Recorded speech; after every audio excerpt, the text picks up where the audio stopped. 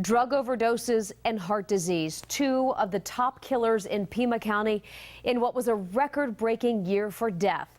9 on Your Side's Marcelino Benito was live in the newsroom tonight to break down these numbers. Marcelino, it is grim, but it's important information.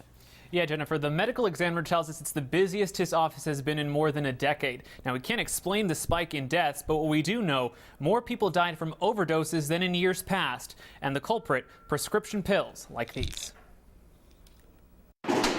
The medical examiner's office is used to death. That's the job. But 2012 was different. We had more deaths in Pima County than we've had in the past. A lot more death. Almost 1,400 more deaths compared to 2011. That number climbed to more than 9,700 dead. The silver lining, homicides are down. So are migrant deaths. But overdoses are up. We've had more overdose accidental deaths than motor vehicle accidents. And the killing culprit is prescription drugs, common painkillers like oxycodone. Is because it's become such a huge thing.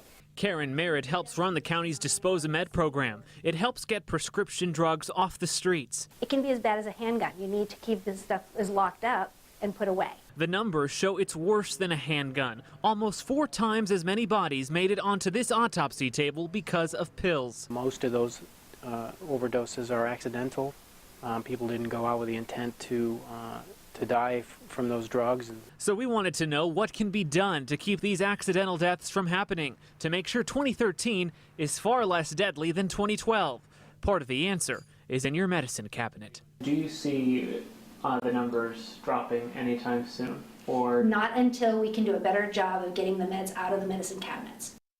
Now, a lot of eye-opening findings in this report, including how men fared across the board, and they didn't do too well. Men accounted for significant percentages of all the dead, including overdose deaths, homicides, and car accidents. If you want to read over the full report, we've posted a link on our website, KGUN-9.com. Marcelino, any explanation as to why more men died last year?